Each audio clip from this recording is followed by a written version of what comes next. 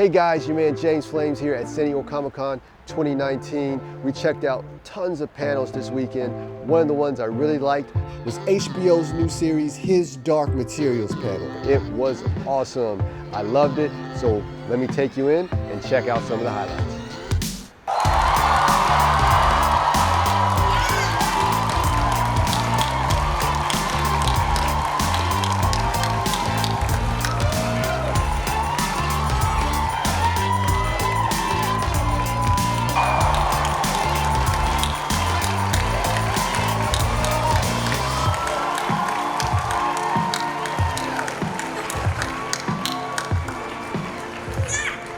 I want to open this up by starting with you, Jane.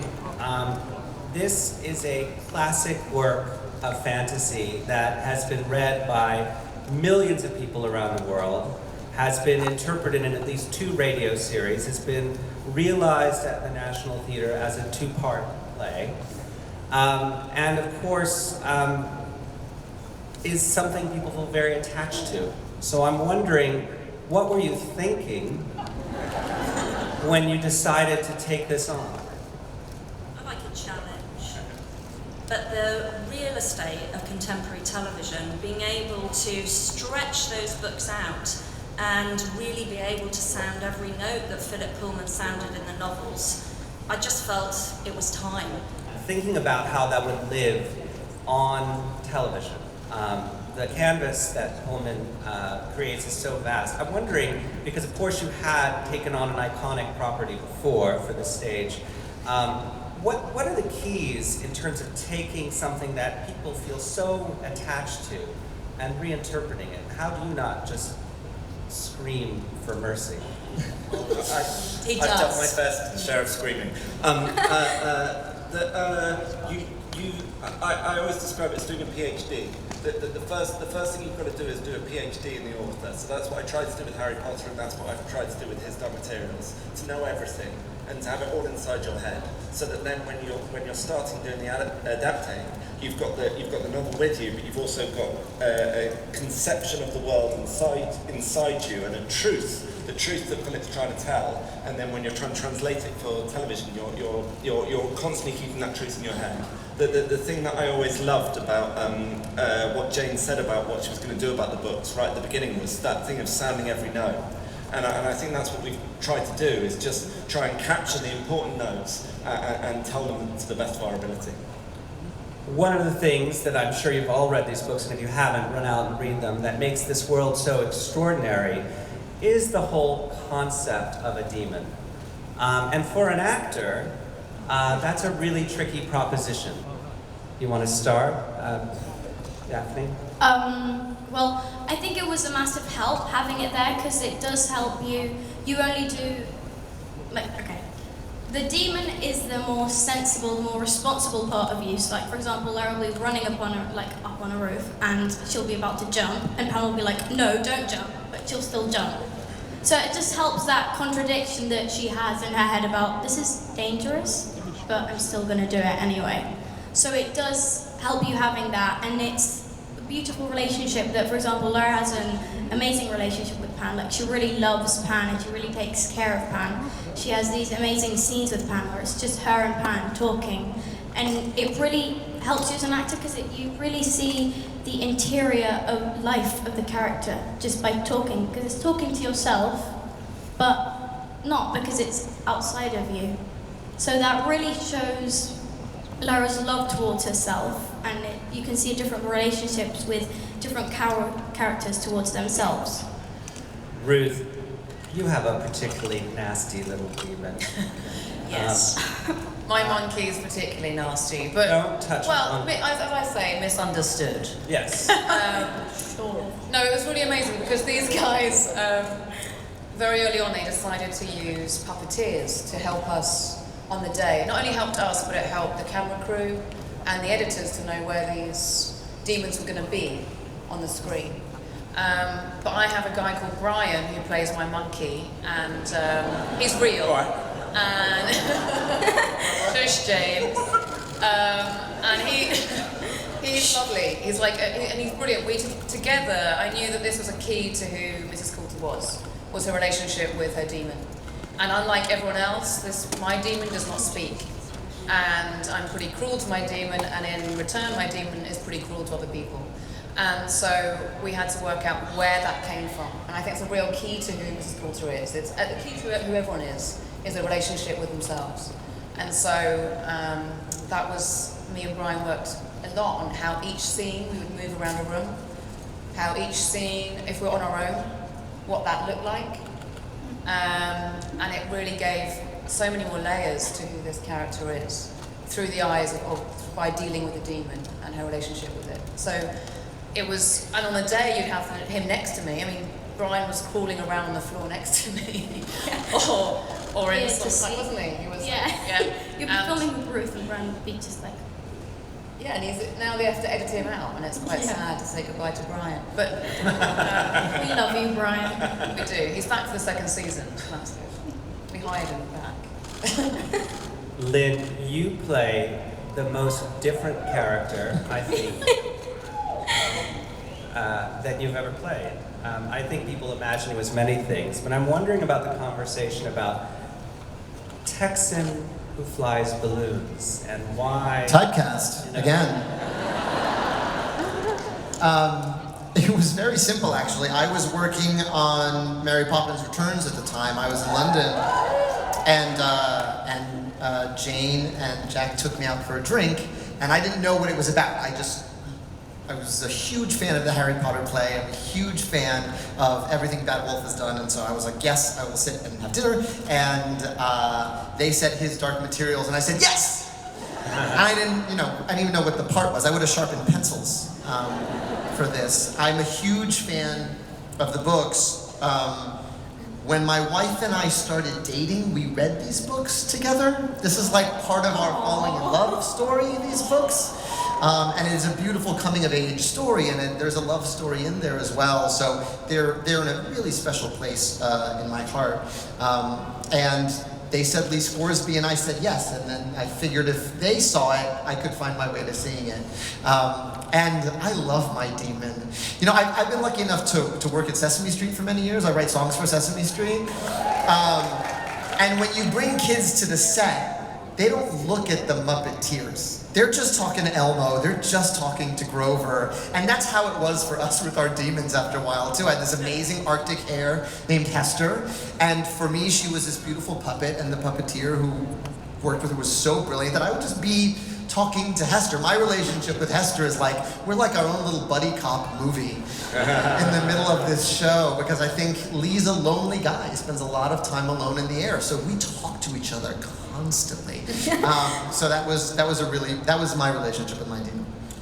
So from Hester to Stella Maria, the thoroughly badass snow leopard. Yeah, that's my soul. It's typecast again, right? I think one of the really cool things about this world is that when you're a child, before puberty, your demon is changeable, and it can change into any shape depending on what mood or just what you desire or what would help the situation. But when you reach puberty, when you start to settle on who you actually are, your demon also settles on a form, on an animal's form. And I guess the day that Lord Asriel's demon settled as a snow leopard, he went, wow, I'm totally badass. And I'm a real loner. And this is the other interesting thing, in this world, once your demon settles, you get to look at yourself and go, wow, I'm a subservient dog, or I'm a flighty sparrow, or I'm a badass snow leopard that just walks his own path, you know what I mean? And it's just it's a very different kind of, I guess, relationship with yourself, and your own kind of self-possession changes because you've got a reflection of yourself right in front of you can't really hide from, you can't lie to, and you can't lie about yourself. And by the way, everybody else can see what your soul is like as well. It's a really interesting, makes for interesting relationship dynamics. It is an amazing story, especially when you look at it from Lyra's perspective, because it really is a coming-of-age story wrapped into a fantastical adventure. And I'm wondering, Dafne, how familiar were you with these books when you started out? Well, the books came out before I was born, so... That doesn't mean you can't read. That sounded really wrong. So I didn't really know about them, and I remember I had the audition. I had my last audition with Ruth. So I went into my audition, right, and I'd only been halfway through the book because I was like, I'm not going to get it anyway, so whatever. So I went into the audition, I did it, then I was called, they were like, you got it. I was like, oh, right, we've got to read 3 books now. So I read them, and at the beginning I was like, okay, let's just mind open. Literally, until I finished the 3 books, I did not close the book. They're just so they're so fun. They're so entertaining. They're so good. Because Philip's amazing. I don't know how he gets these ideas, but I don't know where he gets these ideas from, honestly. But yeah, and it's also, if you look, it can be a children's story, but if you look deeper, you can really see all of these criticisms he does to lots of things. So I think it's quite age appropriate for everyone. And yeah, so I was a fan after I read the books, but before the show I had not heard of the books. Actually, Daphne, that just convinces me you're an even better actress than I thought you were. Because when you did your audition, I thought you had read the books. I don't have an answer for that. Kudos to you. Ruth, Marissa Coulter is one of the most fascinating characters in fantasy literature because she's not readable. So what was it about?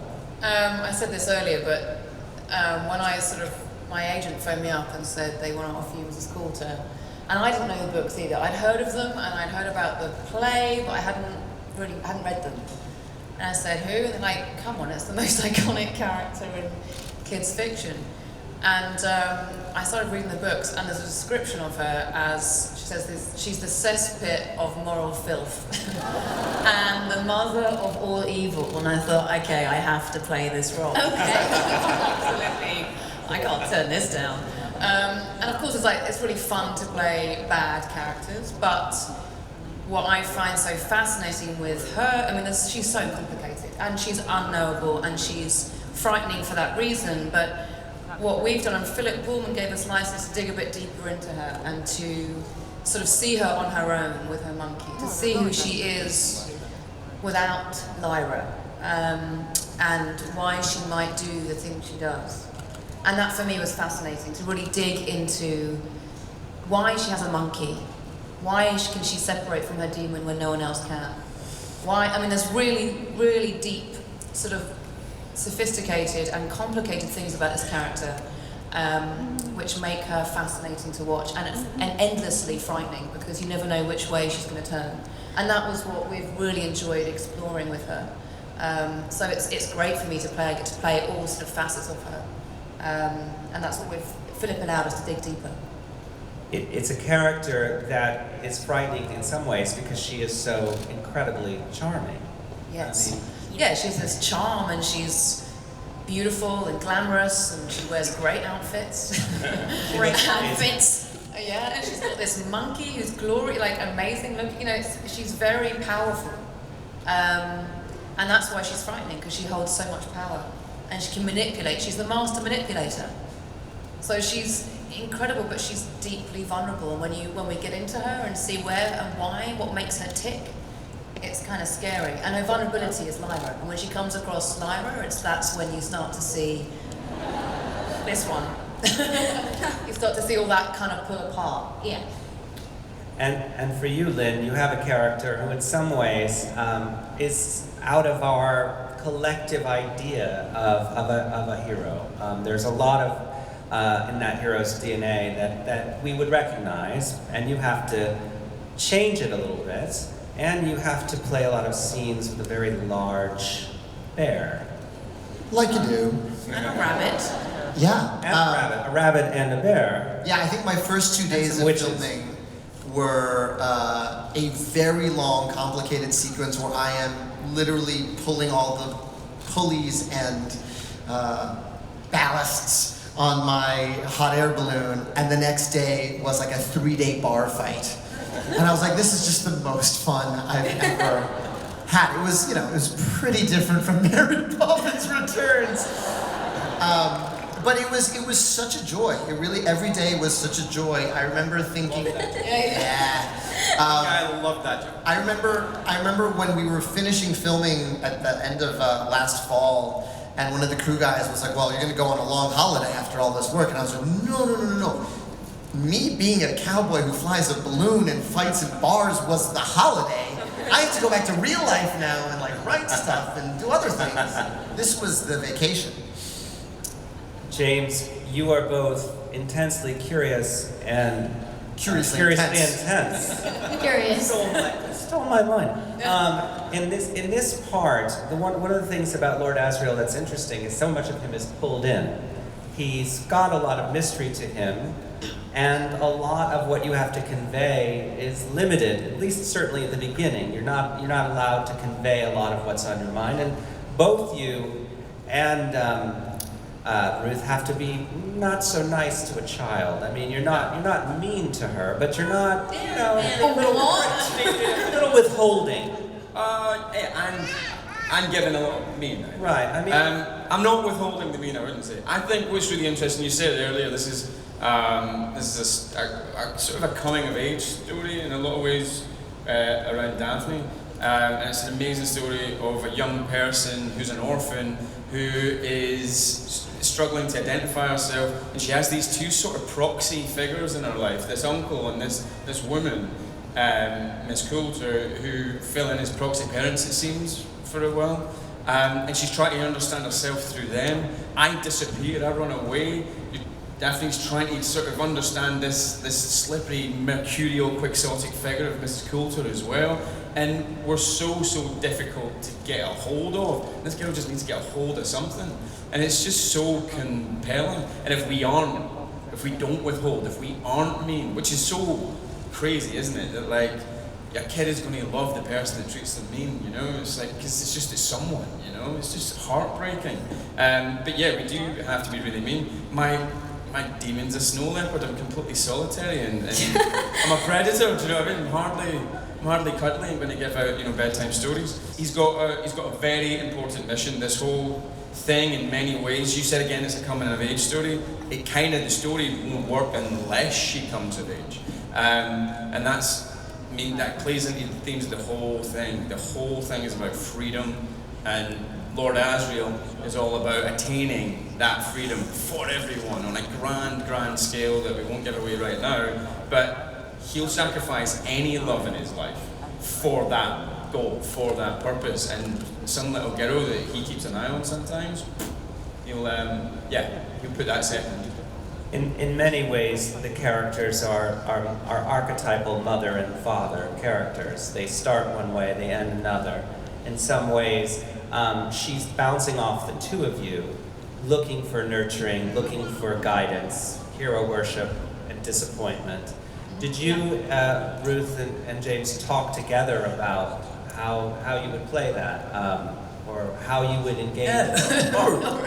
We met on this, I think, the last 4 days of the shoot. I got the job very last minute.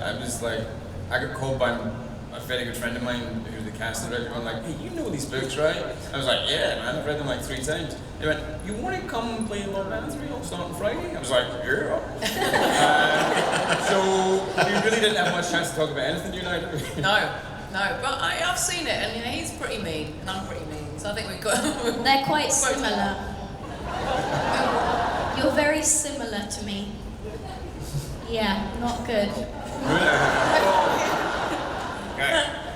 You also both, the novels have a lot to say about religion, and they certainly can be interpreted as a critique of Western religion. And both you and James and Ruth, you both have had Catholic education. You came in from the inside. I would think you bring special things to this work because you're looking at it through the lens of people who may have learned a lot of doctrine and theology in your educations. I'm wondering, do you think about that, about how, as people who may have been exposed to church teaching or grown up in a Catholic tradition. You know, how do you feel about the way the story works, or do you even think about it?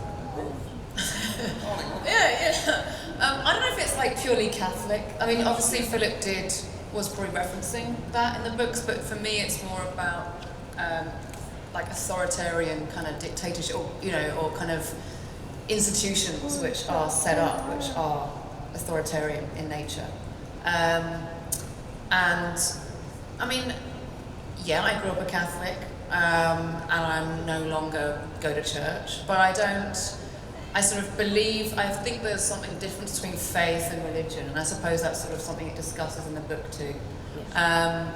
But that's why these books are so fascinating. They kind of deal on such different levels. They deal with like just being a child, a coming of age story, but they're also about philosophy and religion and faith and spirituality and the animal sides of ourselves. So that's why they're kind of amazing and fascinating, and they keep you all like hooked in and surprised every page you turn of those novels, and in every scene you watch. There's something new to talk about and discuss, and how our community is structured and how we sort of live within our community, whether it needs politics or religion or family. So all those things are in the books and in this show. Do you think they're particularly timely at this moment when we're arguing about a lot of this stuff? The thing that when we were pitching it around town, the thing that I kept on saying was that this is an anti-superhero story. In that, if this was a superhero story, you'd be following Lord Asriel's path, and that if you look at it, there's a sort of there's people that are seeking greatness in this story, and there are people that are following their own goodness. And the thing I love about Lyra is she is constantly following the path of the good.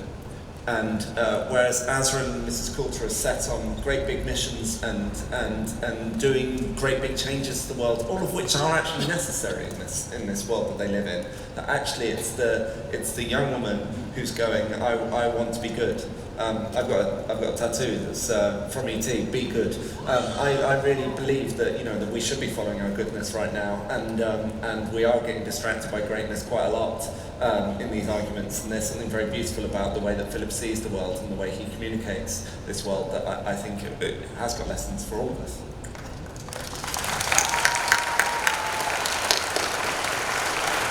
Man, he hit you with the tattoo that was the thesis of the show. That's a flex. That's a flex, y'all. And now it's a you're quote all from getting E.T. tattooed. Surprise. Jane, was this a tough sell to HBO to explain that look, we're going in, it's a fantasy novel, it's got a young heroine, it's totally different than what's on TV right now. How hard was it to kind of convey these very complicated ideas to the network, to sort of get it out there? The BBC came on it right from the start. The books are huge in the UK. They kind of like could take all of that on board quite easily. But as the piece grew and it became more expensive, and we looked for more partners to bring on board, it was a long conversation with HBO. I've been fortunate enough to work with them for many years, and they were patient, and each week we'd put another piece of it into place, or we'd show them another set of designs or a new script or another piece of casting, until finally they said, okay, we're there. And I think part of its appeal for HBO is actually the very fact there is nothing else like it on television. It's not an easily comprehensible piece, and I think they felt that was very much for them. Can I just say something? I just want to say something really quickly about the religion piece. Do you mind if I do that? I would love for you. Okay. Just because I think that often, is one of those, and I don't think there's anything wrong with this. I think one of the great things about his Dark Materials is there's so many different conversations to have about it, and there are many conversations about the religious aspect of his Dark Materials as well. And I think, like all conversations, talking about these days, it's better to have a conversation where there's some facts on the table, rather than just lots of assumptions that lots of people who haven't read the book sometimes make about the religion. Philip Pullman in these books is not attacking belief, he's not attacking faith, he's not attacking religion or the church per se. He's attacking a particular form of control, where there is a very deliberate attempt to withhold information, keep people in the dark, and not allow ideas and thinking to be free. And at times that can be personified by an autocratic kind of form of government or a church or whatever it is. In his Dark Materials, it's personified by the magisterium, but it doesn't equate to any particular church or form of religion in our world, and we should be clear on that.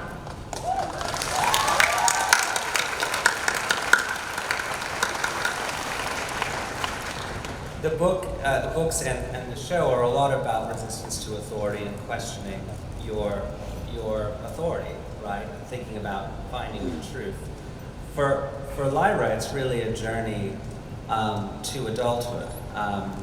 And for you start out this piece as, you know, a very, not always a pleasant child, a child who makes a lot of mistakes on her way to not complete understanding. How close do you think you and Lyra are as people? Okay. We are, I think, we're quite close. Like, Lyra has taught me a lot, because I've been playing her for over a year now. So, yeah, what I love about Lyra is how much she changes. Like, she learns from other people. Like, she sees Mrs. Coulter's errors and Lord Asriel's errors, and she learns from Lee, and she learns from Yorick, and what's amazing about her is that she just absorbs information so well. So that makes her become a better person. It makes her become, as Jack was saying, someone who only focuses on, she won't be thinking, if I do this, will it make me get further, will it make me blah, blah. She just thinks, is this better, is this going to help people, is this going to, I don't know, but she's not very ambitious, whereas at the beginning she's like lying all the time, and she's quite arrogant, and she's quite, I'm thinking, not annoying, but She's great fun. She's fun, but she's quite... Asriel finds her really annoying. Yeah. Likes her, but she's really annoying to him. But she's more, at the beginning she's much more innocent. Like, episode 1 is totally just like Lyra running around roofs, and then suddenly she's like, bam! Life smacks you in the face, and then she's like, whoa, what just happened? So that kind of, just all of this pain, smack after smack, just makes her grow so much. So I don't, And she is a big liar. Massive. Massively dishonest person. Yeah. I have some really nice scenes with Ruth where I tell her lies and she's like, you're lying. We sort of lie to each other though, don't we? We're A both, lot. I think, well, I'm not sure who's the biggest liar. Depends which part of the show you take. It's true. James, you were referencing this earlier. You play a character who is willing to do quite literally anything to achieve a goal. Wondering, I mean, you've played such a wide array of characters. What's interesting about him is you really don't know whether he's a good man or a bad man, or a bad man with a good aim. What particularly appeals to you about Asriel, and are you as ruthless as he? No, no, I'm totally not as ruthless as he. I'm a total softie in lots and lots of ways, but it's great fun to play somebody that looks at the world and goes, I don't like this, this is utterly wrong, and I am going to change it, and I'm going to rip it apart doing so, and nothing is going to stop me doing that. Love isn't going to stop me, no sort of romantic love, no familial love, no respect for any institution will stop me from making this world a paradise, and emancipating all of us from these systems of oppression. And I think what you said as well earlier, you said Philip Pullman is really celebrating humanity. I think Philip Pullman almost thinks that, I think part of what he sees as one of the prime characteristics of humanity is rational, creative, imaginative thought.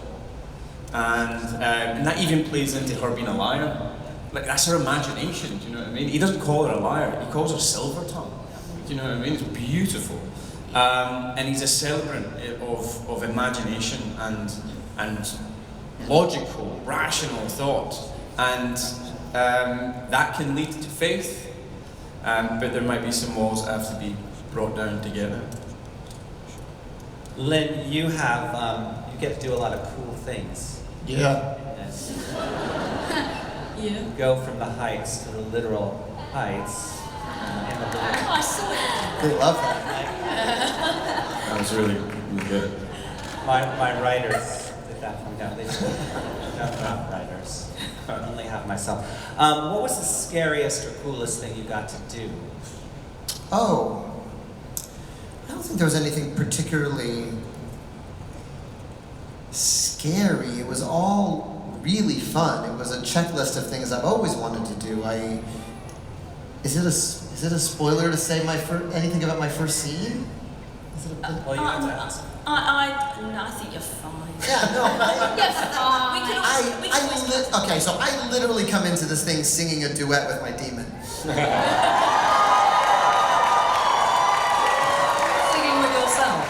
Yeah, on a big ass hot air balloon, which was a pretty fun way to enter the world. And but every day was a different kind of challenge. I think what's so fun about this world is you'll be doing a scene with someone and you're not just looking them in the eye to find their motives, you're looking at what their demon is doing. So every scene is like 3D chess. And that was a really particular acting challenge, and it was really joyous because, I mean, everyone, not only on this stage, but in our company is of such a high caliber that really I just learned a lot. And I think that's all you can ask of any project. You cannot control the failure or success of anything. All you can hope to do is like get some more tools for your toolbox for the next one and learn a lot. And I had the best time working on this, and I can't believe we get to go back to summer camp this summer and do season 2. Yes. And Ruth, what's the best, worst thing about Mrs. Coulter? What is the thing you delight in getting to do? Well, You get to break knuckles. What do you get to do? Yes, I definitely that stuff is really exciting. So I've brought a bit of monkey into Mrs. C because she's a bit monkey. So I decided to. You'll see that she becomes a bit monkeyish when she's at her worst. And I get to do something quite nasty to a child, and it was quite fun though. Sort of Please don't take these quotes out of context. Out of context, this sounds so wild. Oh my And Ruth God! wasn't I just realised. It's a really interesting thing. Being mean to a child, right? That was so wrong. When you and Daphne sit down together and you think about these scenes, Yes. when you and Daphne sit down together and you think about these scenes, you go, Daphne, I'm going to be horrible. No, I think I just said. No. I did. No, okay. No. I think I just said a few times, okay, I'm going to have to be quite nasty to you. I think right at the beginning I said, I'm going to have to be quite nasty to you. I hope, it doesn't mean I'm nasty. Please. No, I had some fight scenes, which I really enjoyed, actually. And both of us get to do quite a lot of action. Yeah. You do, especially, but I really enjoyed the action side of it. Because Mrs. C is so controlled and so sort of glamorous and seemingly has lots of grace, but then you see her at her worst. And that's when I quite enjoy those bits. She's super cool. She's super cool, yeah. She is really cool. Super evil and super cool.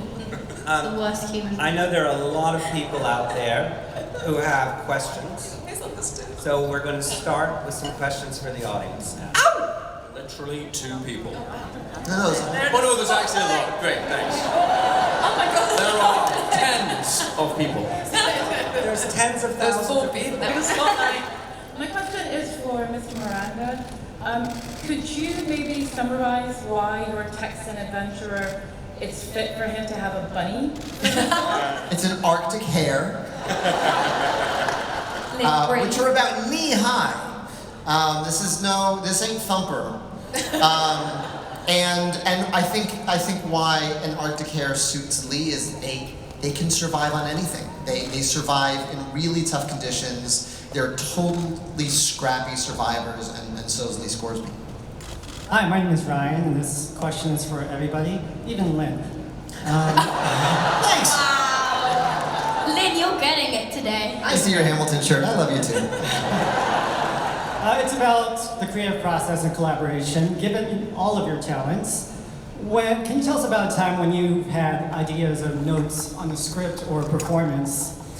How do you work them out with your showrunner and your fellow cast members in the most collaborative and respectful way, while also elevating the work? Well, I think this question is best for Ruth, since she just had a very epic plane ride. Yeah, you go 11 hours on a plane helps. No, talking to this man is quite good because he's so collaborative and he knows the book's inside out. So it's really, this is the man to talk to if you have any script or character questions. Yeah. And they're really open to sort of developing and digging in. So it's been a lovely collaboration. Aww.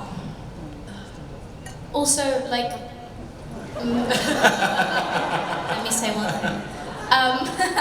Like Columbo, one more thing.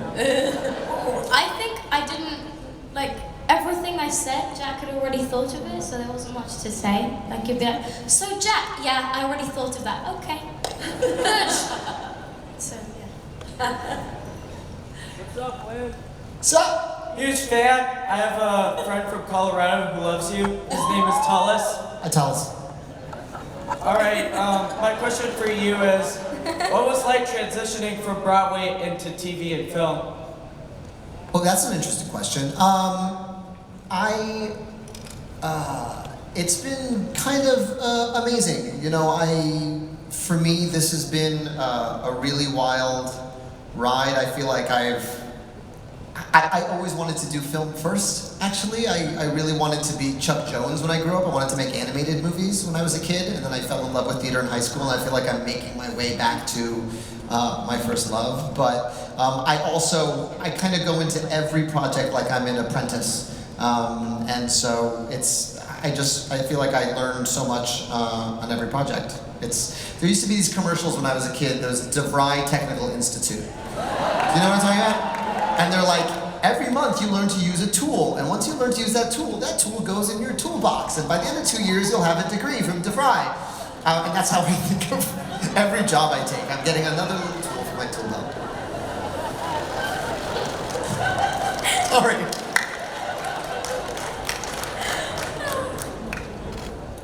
Hi, I have a question for James. What's the biggest challenge you face? Sorry, I'm so nervous. You're doing great. Oh, you're okay, you're doing brilliant. What's the biggest challenge you face when you're portraying the character? And I love you. This is fantastic. Could we make sure that the next people that ask questions all love me as well? The biggest challenge in playing Asriel, to make a connection when your soul is a snow leopard, a solitary. Mention snow leopard. Can I say who Stella Maria is voiced by the way? Oh, yes, go on. With the voice of Helen McCrory, which is incredible. So, like, she's got that sort of remoteness as well, so that's quite interesting. Also, this is a man with like a massive, extreme purpose, and he knows what that purpose is. He's got no doubts about who he's going after, why he's going after them, and what the hell he's going to do to them. But I can't give that away to anybody in the show or anybody in the audience for a long ass time. What? Okay, thanks for that. You spoke when they laughed, what?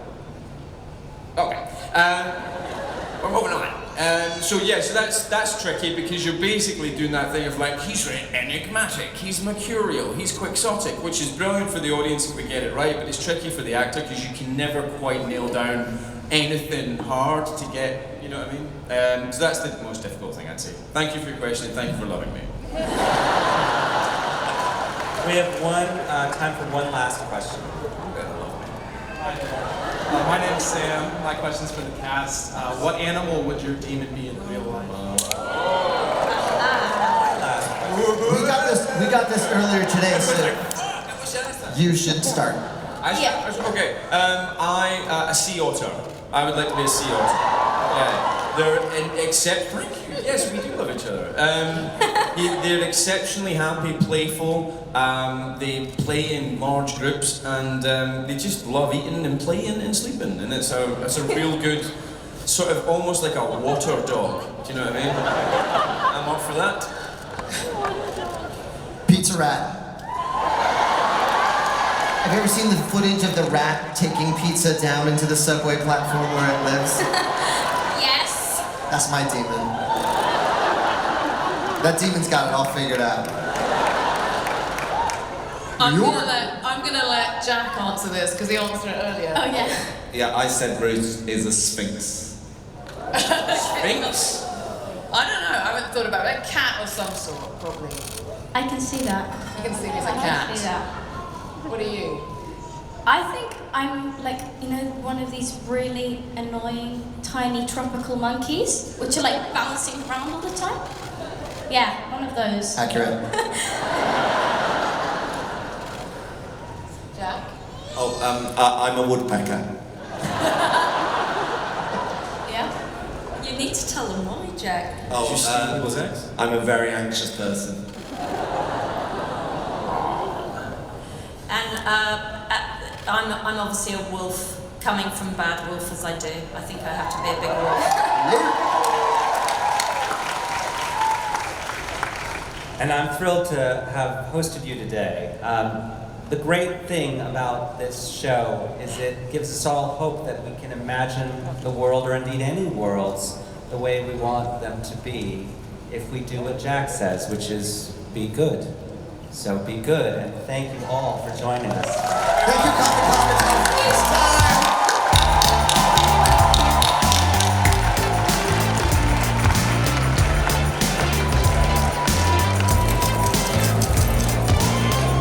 Ladies and gentlemen,